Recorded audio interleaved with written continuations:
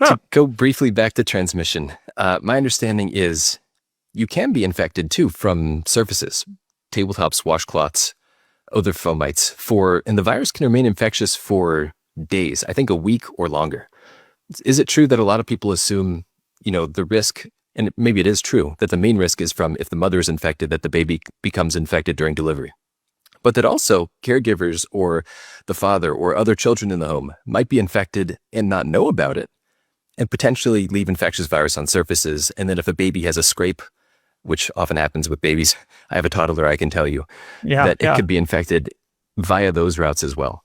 absolutely. And I think that's another important point. The first line of defense is making sure that an infected mom does not transmit an infection to the newborn baby. They may transmit the virus, but if you have immunity, basically you prevent that infection from occurring. And I think that one of the things that people really don't appreciate is once infected, the vast majority of these kids become chronic carriers, which then leads to very serious health outcomes down the road, hepatocellular carcinoma, cirrhosis of the liver, etc. And so at this point, what we're trying to help people understand is that the first line hit is the actual delivery. But in the household, if you have someone who has hepatitis B, everything you just pointed out, from using toothbrushes, it's amazing how many things that we share in our lives where we don't realize that there's some blood contact that's enough to transmit the virus. So again, this whole approach has dramatically reduced the transmission. And ironically,